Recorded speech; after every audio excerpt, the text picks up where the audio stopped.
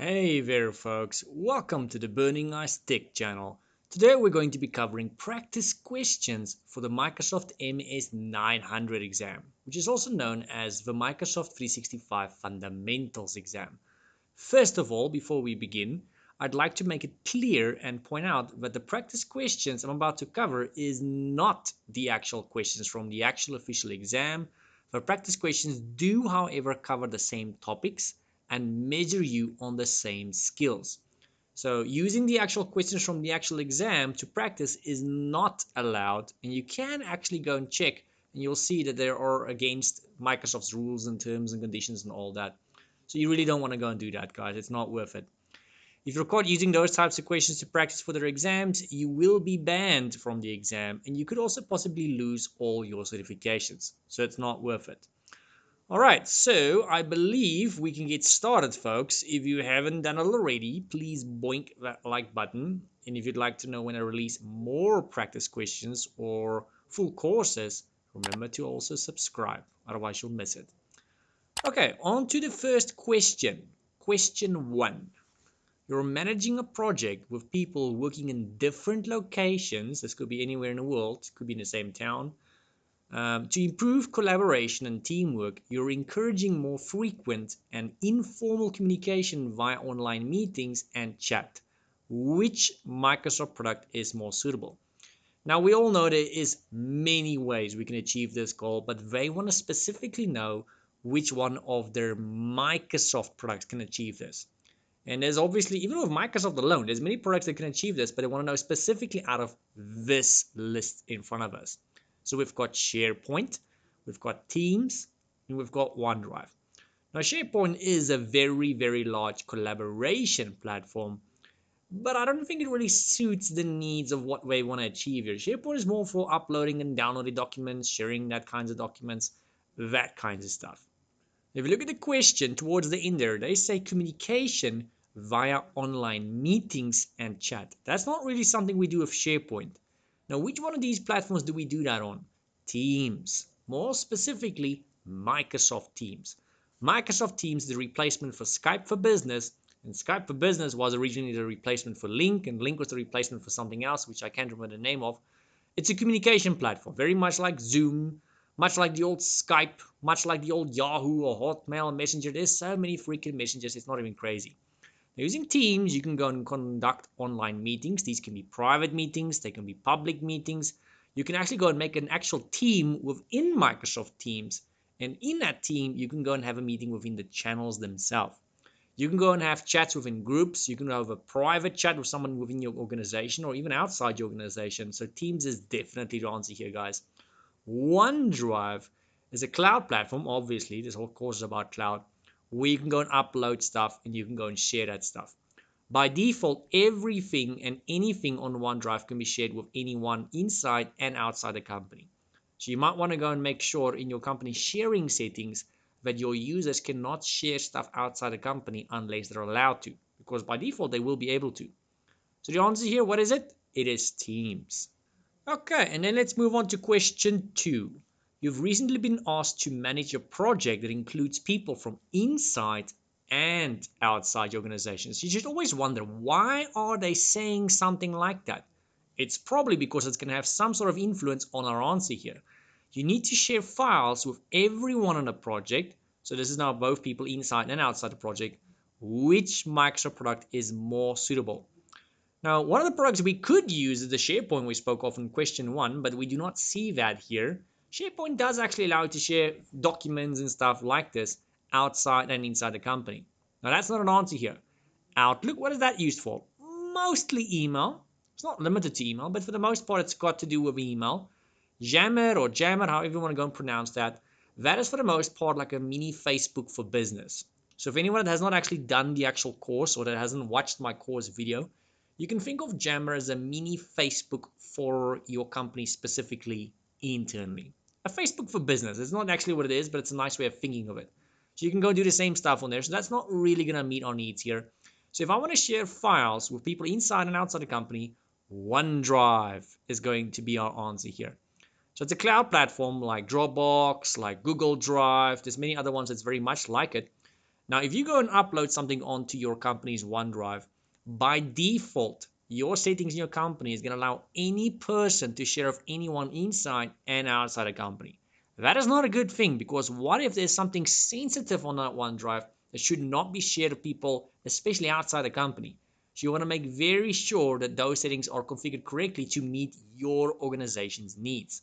Now, to be able to do that, you could do that in two places in the old days. You could do that on the OneDrive Admin Center, or you could go do that on the SharePoint Admin Center. Now, since July, I think 2020, I'm not sure if it's 2019 or 2020. I feel like I want to say 2020. Since July, OneDrive Admin Center doesn't exist anymore, but you can still access those exact same settings on the SharePoint Admin Center. So you're just going to go to your policies, you can go to your sharing, and there you'll be able to go and turn that on and off and choose who they can share with, whether it's outside or inside the company. But for this specific question, you would not need to go and do that. You just need to share with people inside and outside, and by default, those settings would meet those requirements. The answer is OneDrive, guys. Now, with that being said, here's question 3. Which 3 types of sites can you create in SharePoint to foster communication and collaboration across your team and organization? Now, I can already tell you the answer here, but to really help enforce this, I think I should probably show you on the portal. So first of all, the answer here is going to be the middle one, guys. Team sites and communication sites are the 2 main kinds you can go and create. And then you can also go and make hub sites. So to help with remembering this, let me show you on the actual SharePoint portal. A few moments later. Right, folks, here we are on the SharePoint Admin Center. So to get here, I first of all went to the normal 365 portal. On the left, I went to the admin tile, which takes me to the admin center, the main one for 365. And then here at the bottom, I simply just went to SharePoint Admin Center. There we go. There's many ways you can actually get there. Now, what I would like to tell you guys or show you guys was those 3 sites. So I'm going to go here to my sites, active sites more specifically. And if you go there, let's try and create a new one. So if we try and create a new one, you're going to see it's going to give you the 2 main ones I spoke of, which is team site and communication site respectively. So if I click here on create, team site, communication site. So you can see there's those 2 already. We're not going to create it, just wanted to show you those are the 2 options. Regarding the hub site, any existing site, you can go and register as a hub site. If it already is a hub site, you can go and unregister it or associate it to the hub site. So I'm just going to go and take this existing site, which is called sales. If I go there, here it says hub. And I can go and register this as a hub site, or I can associate it with a hub that currently exists. At the moment, I've got none because there's a brand spanking new setup going on here for me. So that is the answer, guys. Teams, site, communication site, and hub sites. Now, regarding question 2, which we just covered, we're actually covering question 3 here, but question 2, I told you guys about the sharing policies. So this is a bit off topic. If you were to go here to the policies on the SharePoint Admin Center, and you go to sharing, like I said, just want to show you guys what I was talking about. Here you can see by default, anyone can share anything on SharePoint and OneDrive at any point in time. You might want to drag these bars somewhat down. If you go here, you can also see with regards to the link. So if I have something on OneDrive for SharePoint, any one of a link can access that resource. Now that is not a good thing if you've got stuff in your company which is sensitive. So you might want to go and choose this option, which means only people inside your company can use the link. If someone outside the company gets the link, they cannot do diddly squat of it. This one here means they need to specifically be given the link, specific people. So it doesn't matter if they're inside or outside, unless you are specified, you would not be able to access that link. All right, so I just wanted to show you guys that. Let's get back to the question. All right, so once again, the answer there is the middle one, team sites, communication sites. Those were the 2 main ones. And then on the right, you can go register as a hub site, unregister as a hub site, or associate to an existing hub site. Moving on to question 4 here. If you require frequent feature updates for your Microsoft 365 apps on a predictable release schedule, which update channel is best?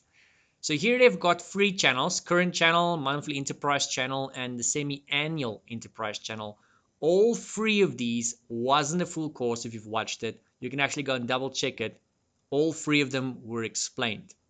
So basically these channels comes down to how frequently your apps will go and update, and is it going to be predictable or not. So the current one is more or less, so if you go choose the current one, the top one there, it's more or less once a month. It might be, it might not be, it's not really on a predictable schedule, but you'll get it once it gets released.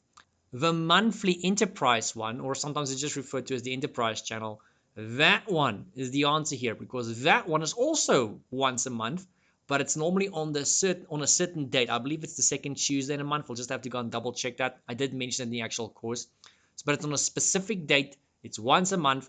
If there's something, you'll get it. If there's not something, you won't get it, but it's always on the same date. So it's predictable. The last one, their semi-annual enterprise, is normally once in 6 months.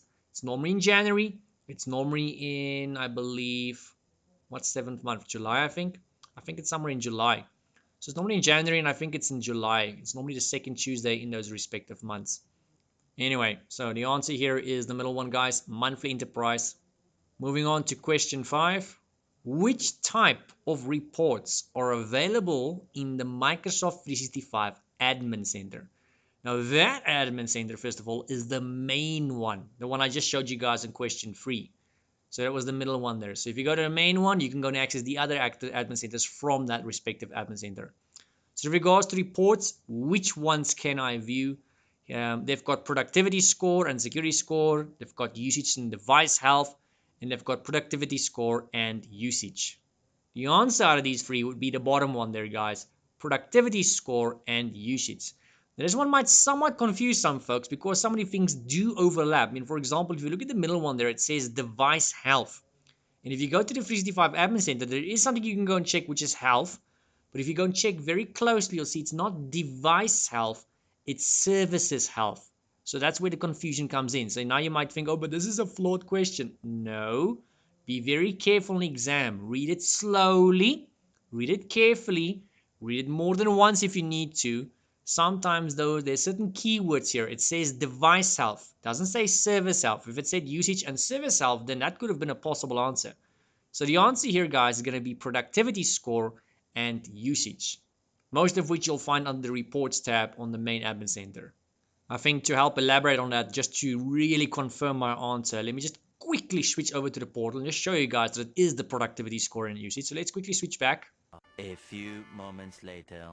So here we are still on the SharePoint centers. That's not the one I need right now. So let's just close that up. Here we are on the main admin center. I told you guys you can find most of that on the reports tab. So if we go there, productivity score and usage. So productivity score and usage, we found that on the reports tab, which is under the main admin center. So let's go back to that question. And they said here, which type of reports are available to view in the main admin center? There you guys go. Answer confirmed. It's the third one.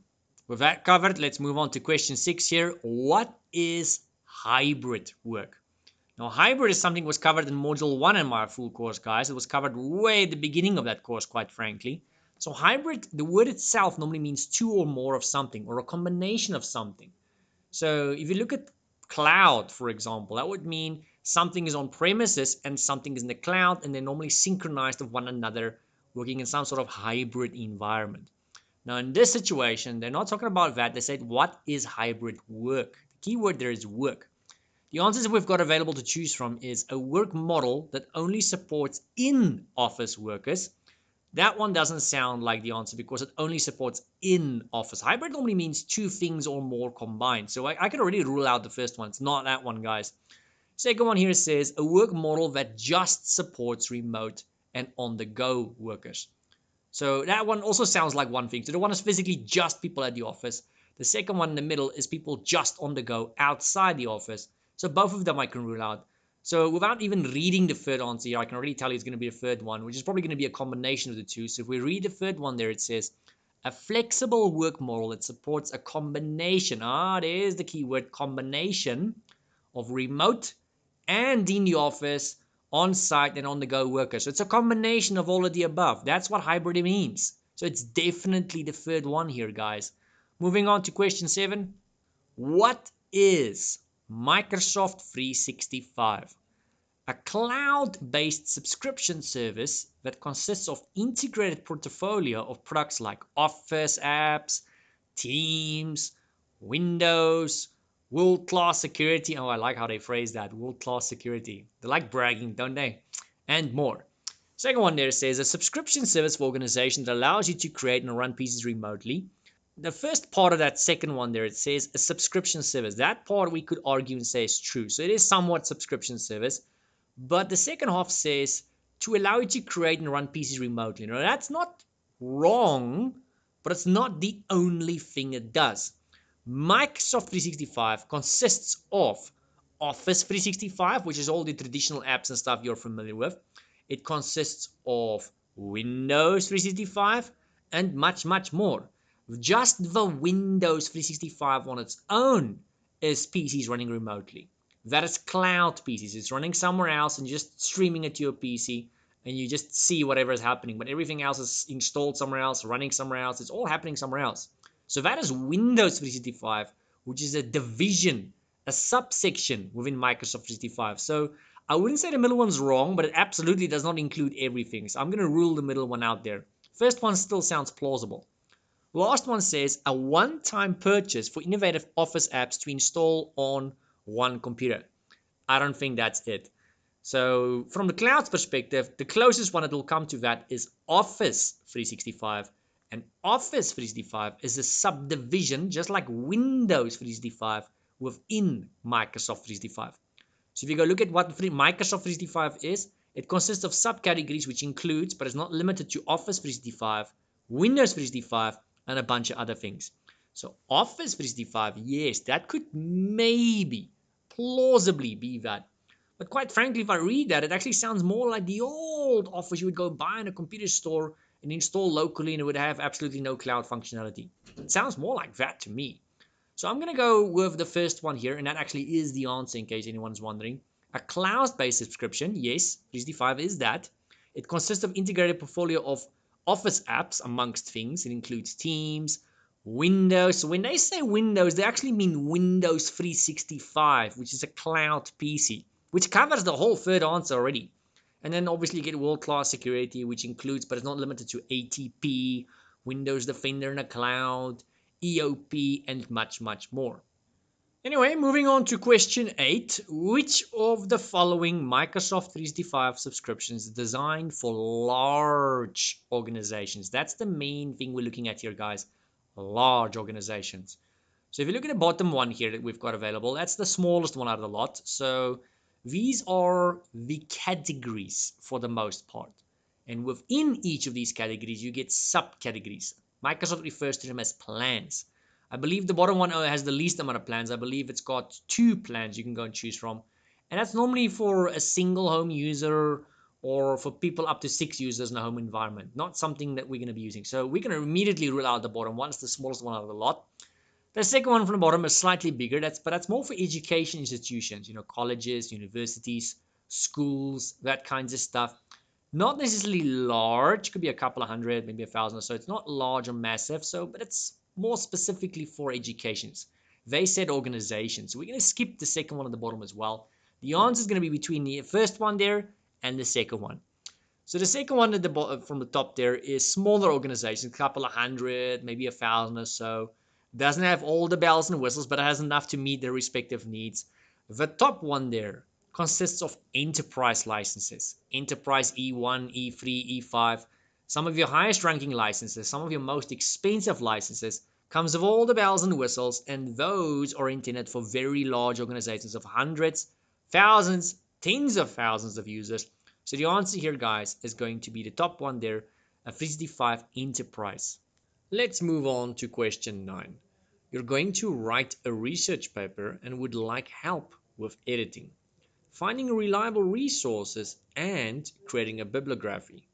Which Microsoft 365 app is most suitable? OneNote, Word, PowerPoint, or Teams?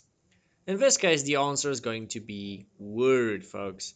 Word can help you create documents and improve your writing with built-in intelligent features like Editor to help with your editing, and Researcher to help find sources and bibliography creation. Wow, I sound like I'm trying to sell you guys Word. No, I'm not getting paid to say that, in case you guys are wondering. Next up, we've got question 10. You need a way to simplify the process of scheduling and managing appointments and want to give your customers the flexibility to book their own appointments. which Microsoft Word management tool is most suitable in this situation? Looking at the list, I think most of you would probably be able to guess the answer purely because of the names of these tools. I mean, I would have. Since I saw them talk about scheduling and bookings, I would have guessed the one called Bookings, and that would have luckily been correct in this case. In most cases, Microsoft gives things names to help people find what they're looking for quicker and easier. So this is not an accident, it's actually on purpose. So this booking tool is a web-based appointment scheduling and management system, as you might remember from the full course if you've watched that video of mine. It's a pretty nifty tool actually, besides the name of course. Using the bookings tool, you can define appointment types and details, manage staff schedules, set business hours, services and pricing, and customize how appointments are scheduled through a web-based facing page. If you look at the other available answers we have here in front of us, none of those are correct. If you look at the one called Planner, just the name alone should tell us that it's used to plan, which is what it does in a nutshell. The Planner is also a web-based tool. It's a collaborative task management tool that enables people to plan, manage, and complete task-based initiatives. It also provides a simple and visual way for teams to organize their work. Going down the list, we have got Microsoft Project. Like before, the name should tell us what we need to know that it's used for, well, projects. It's a project management tool designed for more complex work efforts. This Microsoft Project is also now a web-based tool. It's one of the more recent offerings. Then we have To Do. Wow, Microsoft really likes to keep these names to what the program or tool does, don't they? The tool does just what it says. It's your to-do list. It's a fancy way of managing your to-do list, guys, which is unrelated to the question that they're asking us. The answer to this question is the Microsoft Bookings tool. Okay, and then here we've got question 11. Which Microsoft Work Management tool is designed to help you plan, manage, and complete tasks on a Kanban board? Well, folks, looking at the available answers, I think I might accidentally have given away the answer in the previous question when I explained all of those tools they had there. That's if you were paying attention, of course, to the explanations I was giving to those tools. So looking at this question, what we see there is they want to plan. What tool did I say in the previous question do we use to plan? That would be the one called Planner, like the name says. Name says it all. The answer to this one, guys, is Microsoft Planner, since we want to do what? Plan. Okay, moving on to the next question. Your organization needs to give users the ability to communicate in email, access their calendar, and store contacts all in one place. Going through these available answers, I can tell you Teams does in fact have an email function in it where you can in fact email a whole channel in Teams, but that's not what they have in mind here. So to do your normal traditional emails, you normally use Outlook, and Outlook works on Exchange, folks. They also mention accessing calendars. That's something you can do in Outlook, which is once again on Exchange. They mention storing contacts. That is something you can do on, guess what? Outlook, which is on what? Exchange as well. The Microsoft Bookings tool is completely wrong in this instance, and the Microsoft Teams app is just not fully applicable in this specific instance. Moving on to our next question. You're managing a project with people working in different locations. So this could be anywhere. It could be at home, could be at the office, could be in a different country. To improve collaboration and teamwork, you're encouraging more frequent and informal communication via online meetings and chat. Which Microsoft product is more suitable? Now, there's obviously many things out there we can go and use to do that, but we're looking specifically at Microsoft products, specifically at these three we've got in front of us. So which one do you guys think will allow us to go and do that? So they want to be able to have meetings. Can we do that in SharePoint? No, SharePoint is a collaboration platform, I'll give them that much, but it's not used really to go and do online meetings. It's not used to go and chat. If you look at Teams, more specifically Microsoft Teams, which is a replacement for Skype for Business, which was the replacement for Link, Those are all online chat platforms. So yes, you can go and create other things on there as well, which is Teams. So you can create Teams on Microsoft Teams. That is not the topic at hand here, guys. They want to conduct meetings. So in Teams, you can just go and call someone if need be. You can go and schedule a meeting, a private meeting, or you can actually go and even schedule a meeting in the channels themselves. So the answer here, I can already tell you, is going to be Microsoft Teams. If you look at OneDrive, that is a cloud tool. It is a Microsoft tool, but it's more to go and store information. You can go and upload stuff there, share it amongst people inside your company, outside your company. That is generally what that's used for. To store information, upload, download, and share with users. Now, looking at question 14, you've recently been asked to manage a project that includes people from inside and outside your organization. You need to share files with everyone on the project. Which Microsoft platform is most suitable? Now, looking at these available answers, I think I accidentally gave the answer away again in a previous question. So we've got Outlook there. That's obviously built on Exchange. Outlook is more for storing contacts, sending emails, managing your calendar, that kinds of stuff.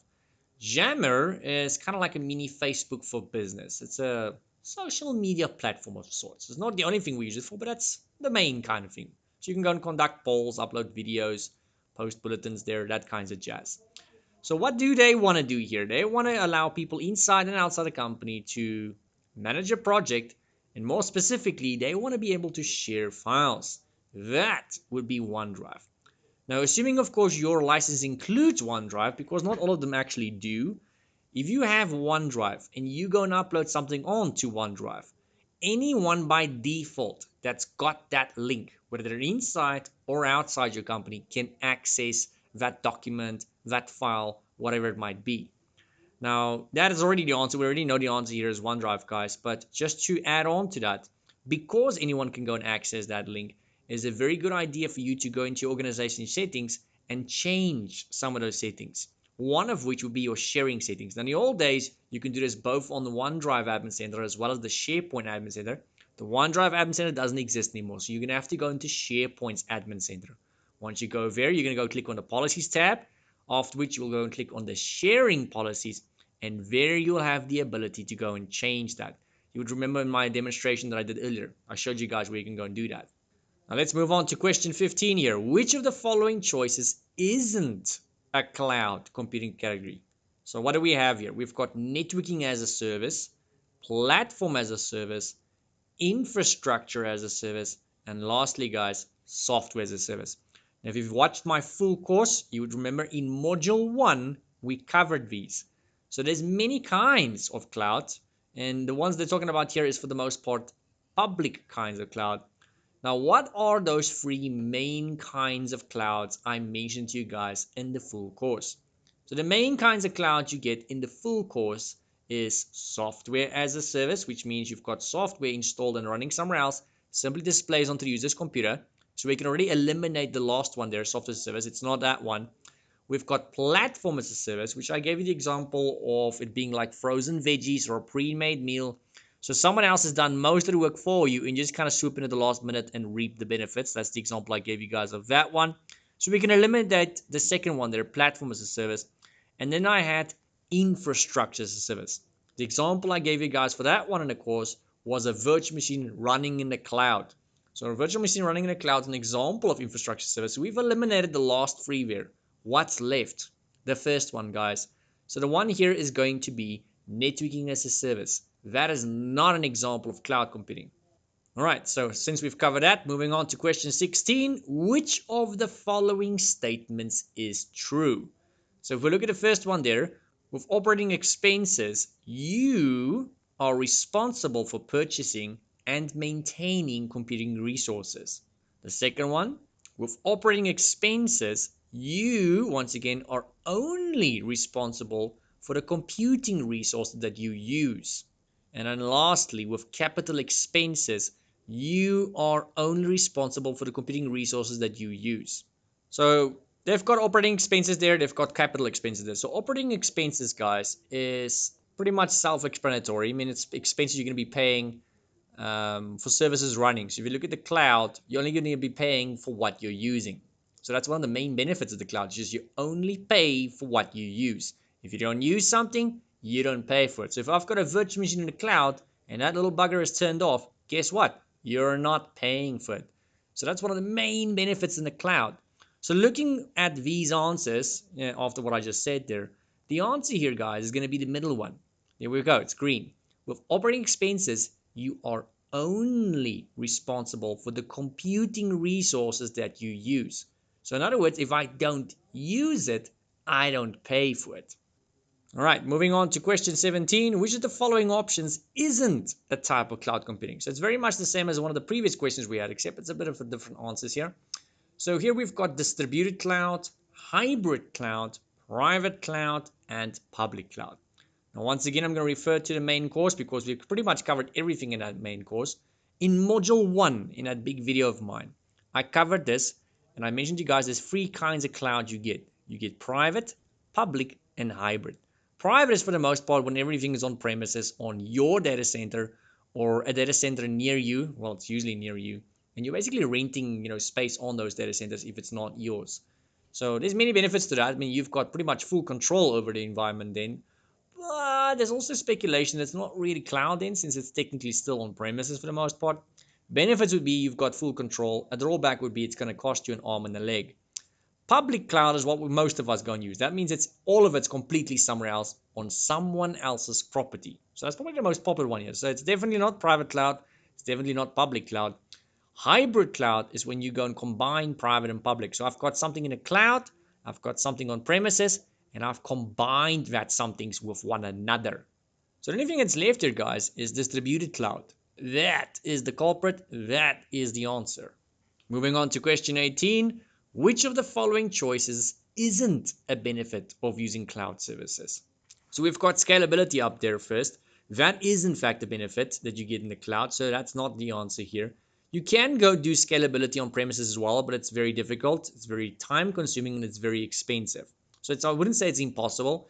It's a benefit in the cloud because it's very quick, very easy, and very affordable and very cheap, quite frank. If you look at the second one there, disaster recovery, I mean, this is the cloud after all, so it will be very sucky, I think is the word I want to go and use. It's going to really suck if you can't go and recover. So they give you a 99.9% uptime guarantee, these guys in the cloud.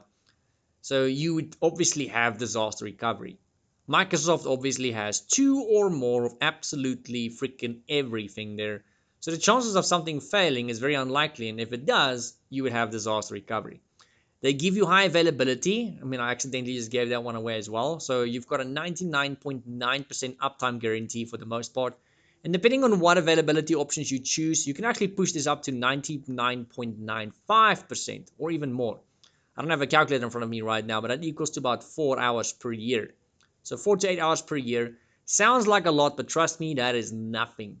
Honestly, can you guarantee me that you've got a server on premises that will never be offline for more than 4 hours for the whole year? I mean, just one freaking restart could sometimes take half an hour to an hour, depending on what kind of server this is. Sometimes you need to do maintenance, sometimes you need to do updates, sometimes you need to go and replace a RAM chip or a hard drive or this or that. So if you go and add all of those little bits of time together, you're going to see you're going to add up to way more than just 4 or 8 hours per year. It's going to equal to days, if not weeks, sometimes even months in some cases. So it'll normally be days or weeks. So the answer here, guys, is geographic isolation.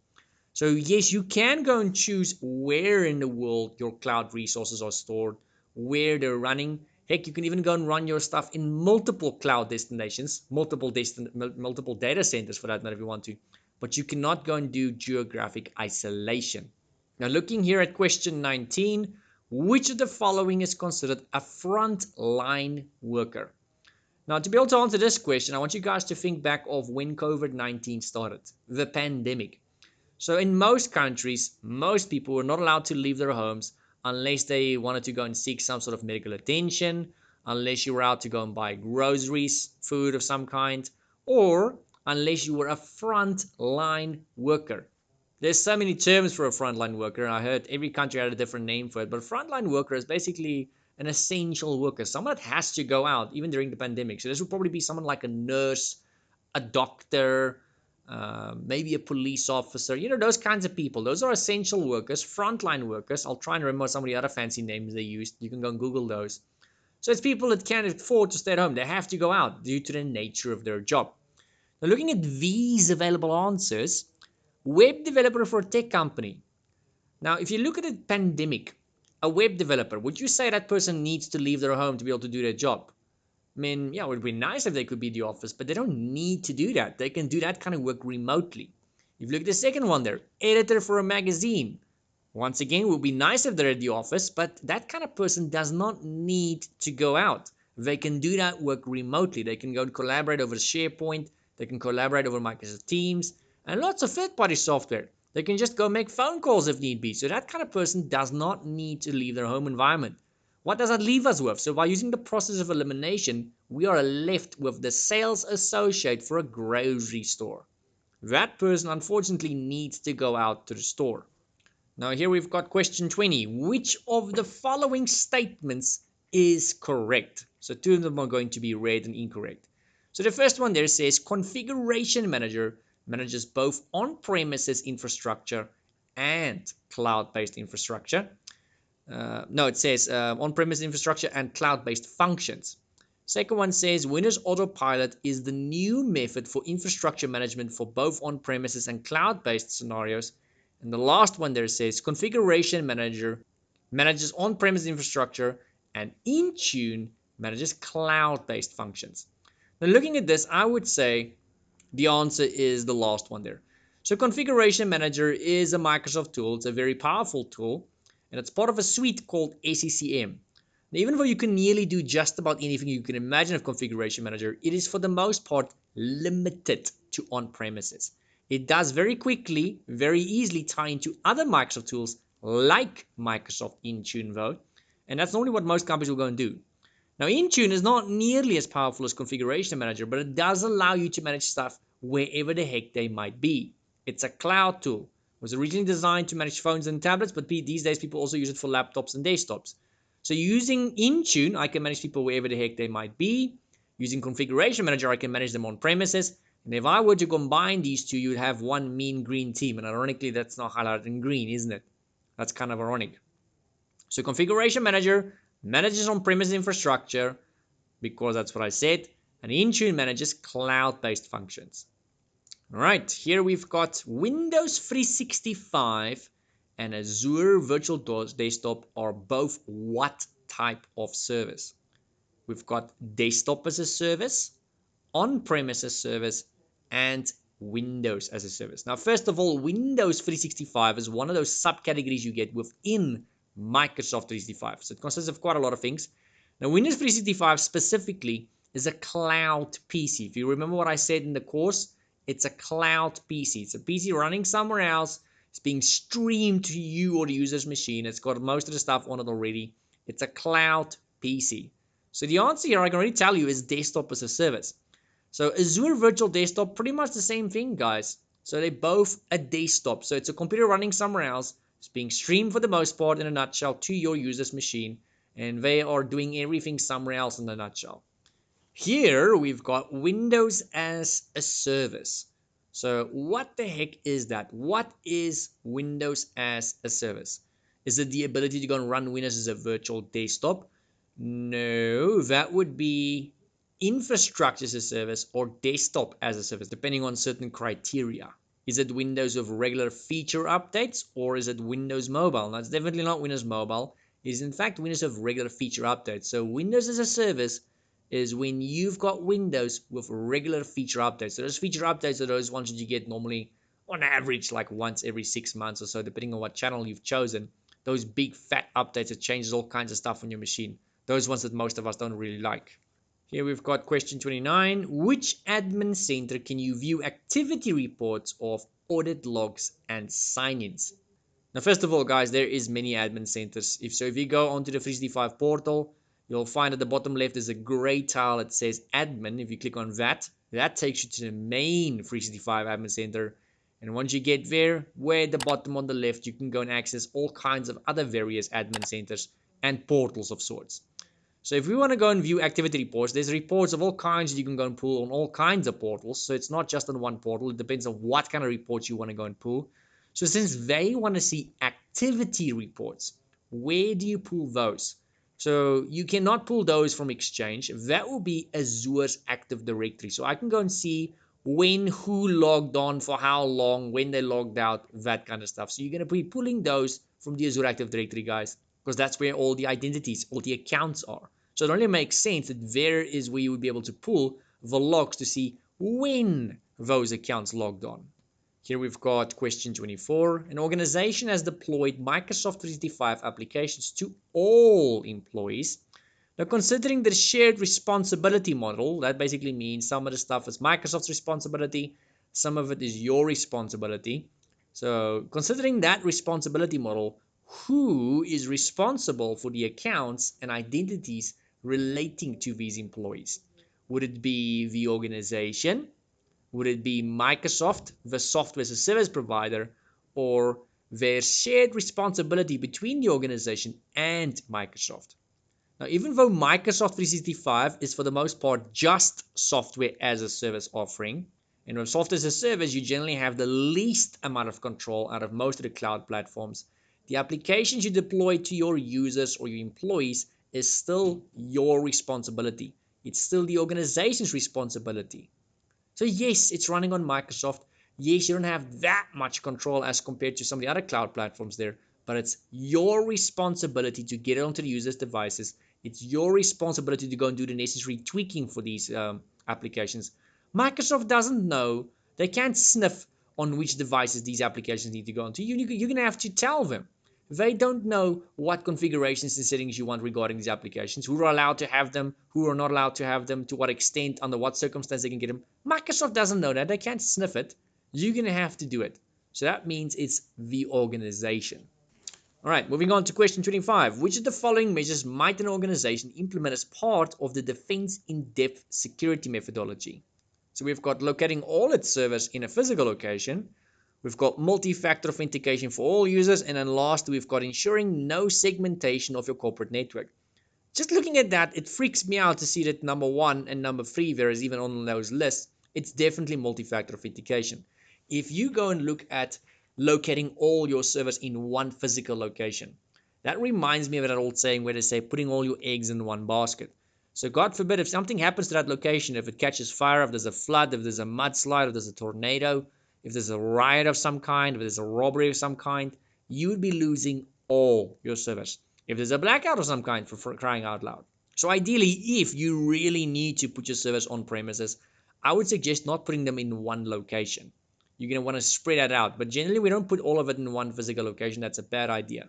Multi-factor authentication forces your users or your clients or your customers to prove in more than one way they are who they say they are. They are the owner to that device. They are the owner to that account. So they need to prove they are who they say they are, but they're going to do it more than once in more than one way. The last one there says no segmentation. Now, segmentation is something we normally go and do in a network, or we enforce in a network, so that if something happens, if something gets compromised, the hacker or the perpetrator has minimal access to minimal resources. So we're not saying we're going to stop these people. We're not saying they're not going to do any damage. We're simply saying we want to limit the amount of damage they can do. It's always best to assume your stuff has already been compromised. It's best to assume someone has already broken into your network, and what you're trying to do now is actively try and mitigate or reduce the amount of damage they can do and reduce the amount of information they can access. So if you look at the third answer that says there is no segmentation, that is the exact opposite of what we want to go and do. That means if someone gains access to something, they've got full-blown access and they can do whatever they want. That's bad. Moving on to question 26. Sorry if I sound different. I paused the recording there for just a sec to move rooms. And there was some background noise in the last room. So anyway, which of the following best describes the concept of data sovereignty? And then here below, we've got the available answers to choose from. So now before I read through those possible answers, let me tell you a bit about the topic of data sovereignty. Hope I pronounced that correctly. So by now you've probably seen everything is moving towards the cloud, and a lot more stuff is being stored in the cloud more than ever before. With that in mind, there's obviously concerns around the data being stored in the cloud. One of the concerns being the security, and another being privacy and accessibility. When you store that in the cloud, depending on where in the world that data is hosted, it's usually subject to that country's laws and that country's regulations. This is a bit of a concern, especially with personal data about people. Many of the current concerns that surround data sovereignty relate to enforcing privacy regulations and preventing data that is stored in a foreign country from being subpoenaed by the host country's government. The widespread adoption of cloud computing services, as well as new approaches to data storage, including object storage, have broken down traditional geographical barriers more than ever before. In response, many countries have regulated new compliance requirements by amending their current laws or enacting new legislation that requires customer data to be kept within the country the customer resides. You folks will see when it comes to people's personal data, in most cases of most countries, that data is not allowed to leave the country. It can still be stored in the cloud, but that data center basically has to reside within that specific country's borders. Becomes a bit of a problem if you think about it, because what about countries where the cloud provider doesn't actually have a data center in very specific country? Bit of a problem, isn't it? Especially if you go look at some of the poorer countries like in Africa, most of them, actually, I want to say all of them, do not have a data center from their respective cloud providers in the cloud. So those folks, yeah, they can't exactly go and put stuff in the cloud now, can they? Now, looking at the available answers here, the first one says there are regulations that govern the physical locations where data can be stored and how and when it can be transferred, processed, or accessed internationally. This first one sounds, well, plausible, but before we go over that option, let's first read the other options available. The second possible answer here says data, particularly personal data, is subject to the laws and regulations of the country or region in which is physically collected, held, or processed. Now, so far, the second one actually is more correct since it refers to particularly personal data, which is what this is all about. The last one here says trust no one and verify everything. Although that is a good rule, to live by and work by and all that, it's not really applicable to the question at hand here, guys. So the option here would be the second one in the middle. Moving on to question 27. Authentication is the process of doing what? So authentication is normally when you prove you are who you say you are, or the user proves they are who they say they are, or they prove that they are in fact the owner to that device, if it's a device they're trying to gain access to, or that they are in fact the owner to that specific account. The way you prove your identity can be in many ways. It could be something as simple as a username and a password, email address and a password, which will classify as something that you know. Could be a PIN number, which is something you know. It could be another category, which is something you have, which would be something like a bank card, smart card. Heck, it could even be your phone, because the phone generally receives a one-time PIN, OTP for short, or it could be some sort of acknowledgement you have to do on your phone in some sort of authenticator app. Still something you have in your person. It could possibly be in a third category, which is something you are as a human being. In other words, biometrics. So this could be a fingerprint, eye scan, voice recognition, facial recognition, the list goes on. So looking back at the question here, authentication is the process of doing what? The first option there says verifying that a user or device is who they say they are. Now that does sound like the answer. Before I go ahead and choose that one, let's just check the other ones out. They say the process of tracking user behavior, no. Enabling federated services, no. So the answer here, guys, would be the first one. Verifying user or device is who they say they are. Moving on to question 28. Admins in the organization are using the Microsoft 365 Defender portal every day. They want to quickly get an understanding of the organization's current security posture. Which capability in the Microsoft 365 Defender portal will they use? Now, I can already tell you guys the answer here is going to be the secure score. So if you were to go into the secure score, what that platform does is it gives you and your company a score, and also gives you a comparison of sorts as to what your company's security posture looks like compared to other companies of the same size and the same this and the same that. So you can get a more or less spitball idea of where you are, if you're in a good standing or not.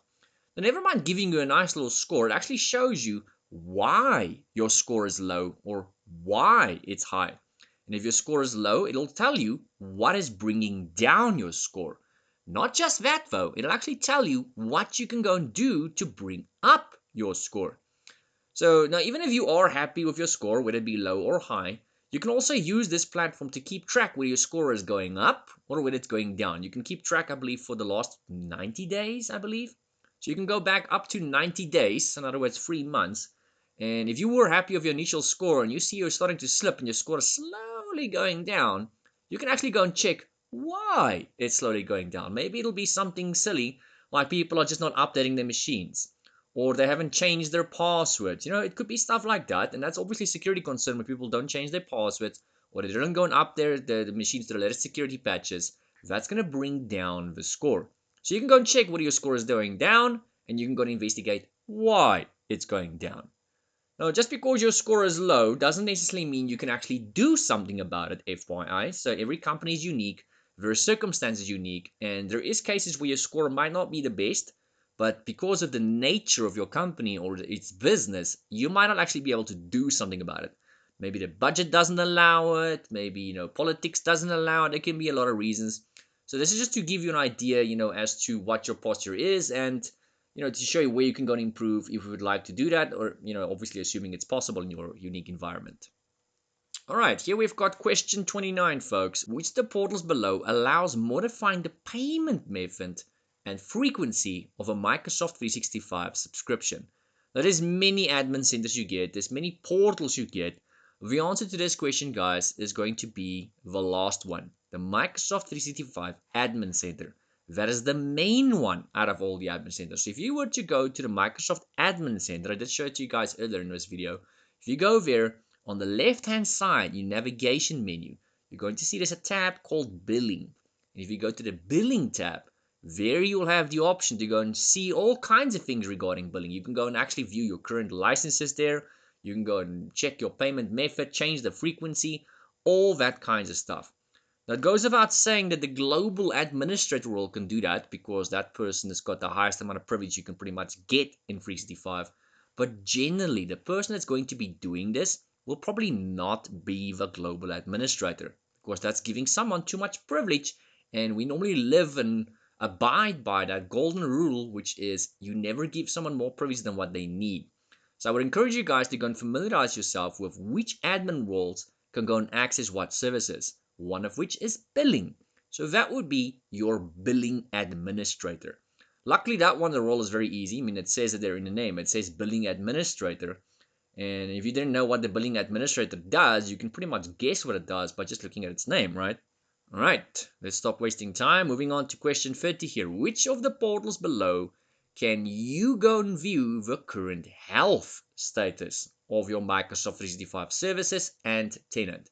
Once again, guys, the answer is going to be the bottom one there, Microsoft 365 Admin Center. So it's the exact same answer as before. So if you go into the main admin center towards the bottom left in the navigation menu, you will see there's a tab called Health.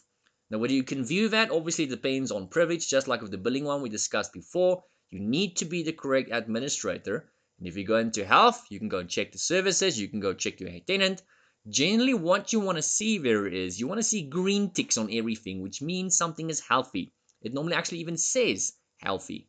And this doesn't necessarily fix your problem if there happens to be a problem of some kind, but it does at least point you in the right direction. So if my email is not working, or some of my users are complaining that email is not working, it could potentially be a lot of things, one of which could be some sort of related exchange issue. And if you go in there and you see your exchange is unhealthy, that doesn't tell you what the problem is, but it does point in the right direction, which is a good start. Moving on to question 31 here. Which phase of a product is the release version? We've got private view, public view, and general availability. Now, this is normally referred to as GA for short. You'll see in most of your slides, most of your manuals, most of your videos online, always referred to as GA, general availability. And the answer here, in fact, actually is general availability, but let's just call it GA because that's 10 to 1 what they're going to be asking you in the exam. is GA. So familiarize yourself with all the abbreviations, guys.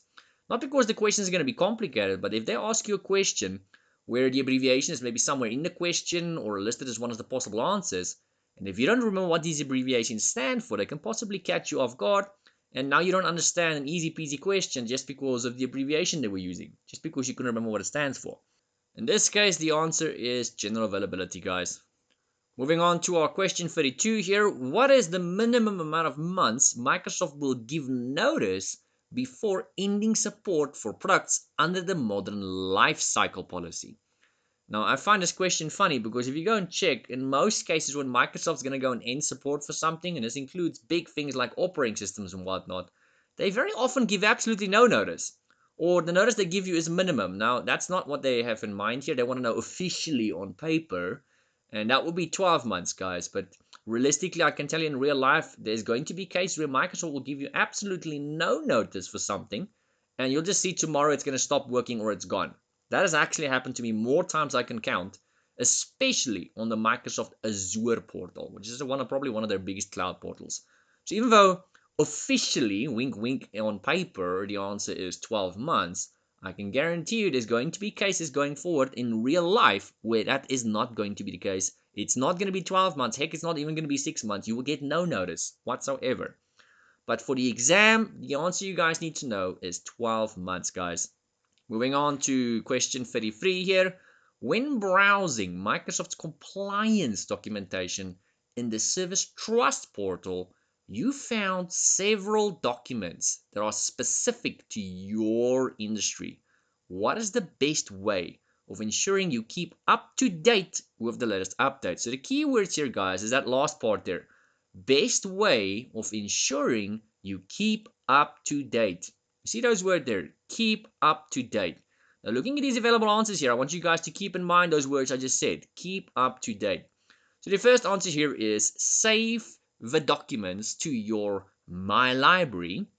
And before we go ahead and just randomly choose an answer, let's read the other ones here too. Print each document so they can easily refer to them.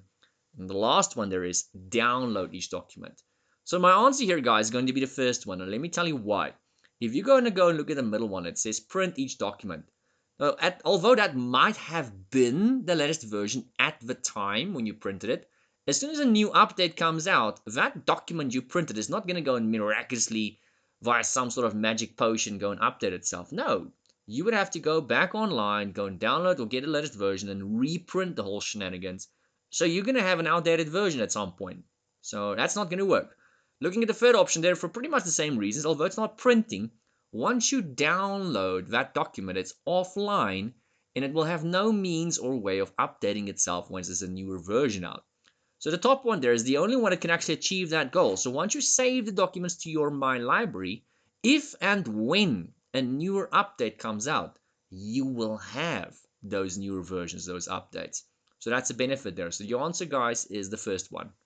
Looking at our second last question here for this specific video, you want a cloud subscription model that is the least expensive way to access services that are strictly hosted by a cloud provider. Which cloud model describes this? So the keyword here is strictly hosted by a cloud provider.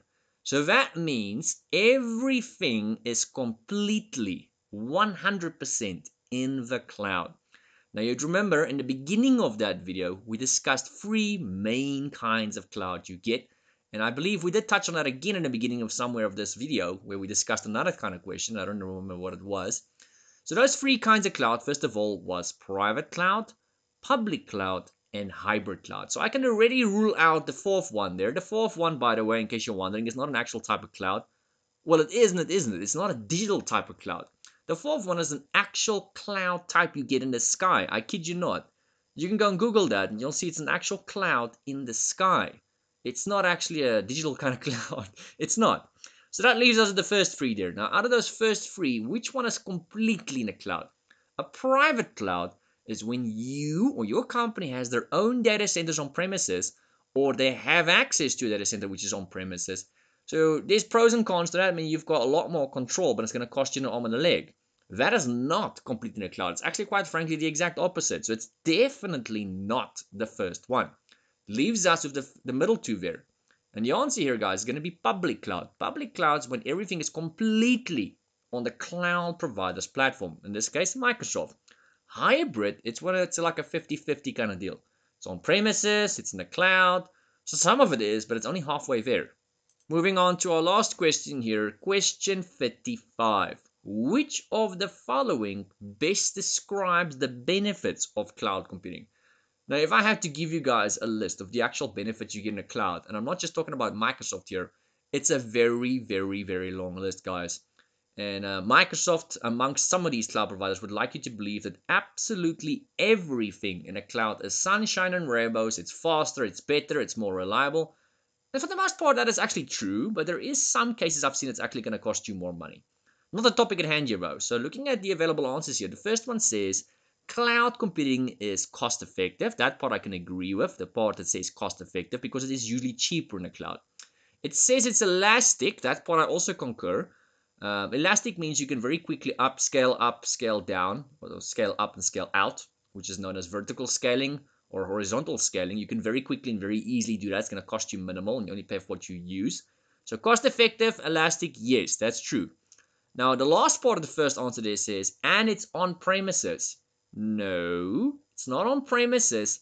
It's online. It's on Microsoft platform. So the fact that that thing, the last little bit there, it says on premises, rules it out. So the first two things they stated there, yes, that's true. The last part is not. So the first one cannot be the answer. Looking at our second possible answer there, it says cloud computing is scalable. Yes, that is true. You can very quickly scale up and scale down, scale out and scale back in.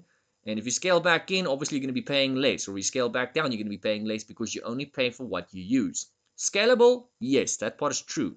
Now the middle part there of the second answer says inelastic. Now I just told you guys at the first answer there that it is elastic. So by saying inelastic, I can already tell you that's not the answer there. It's not inelastic. But the last part there of the second answer says it's always current, which means you always have the latest of the latest and the best of the best. That part is true. If you're going to have stuff on premises, maybe today you've got the latest of the latest and the best of the best. But at some point in time, you will no longer have that. And you will have to go and plan for migration or upgrades, whether this be physical hardware, whether this be software. You're not always going to be able to achieve that goal. In the cloud, you will always have the latest and you will always have the best. So the middle part of the second answer rules it out.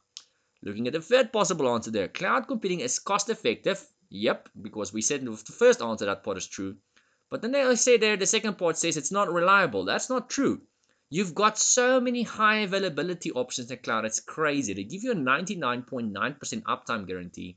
And depending on what availability options and stuff you choose, you could potentially get this up to 99.95. That's crazy.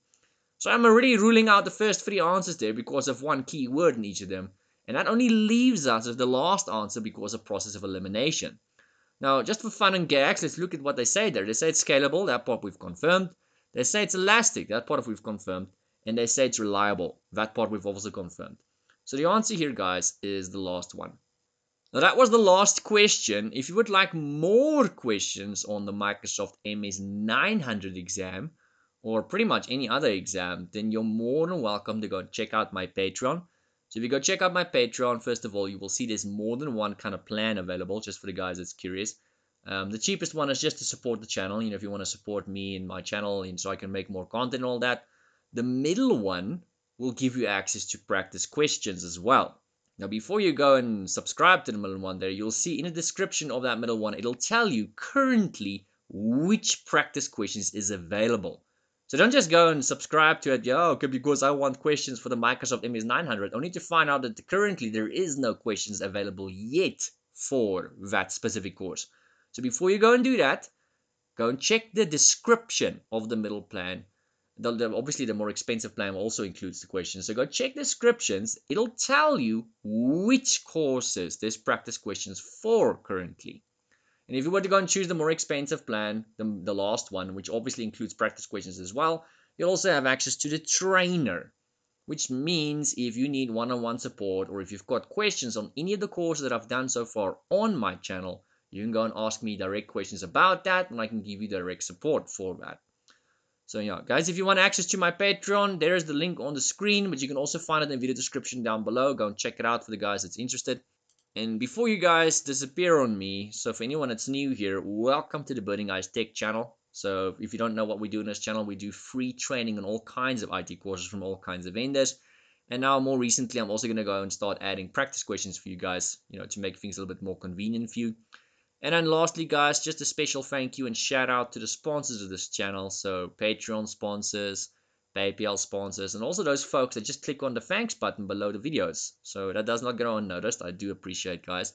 So here are the sponsors of the channel. Thank you very much, guys. And you'll find that even if you go choose the cheapest plan option on Patreon, your name will be displayed at the end of the new videos that's released after that, provided you stay as a Patreon. Obviously, if you're no longer as a Patreon, then your name gets taken off all the new videos. Alright, folks, see you on the next video. If you love me, let me know.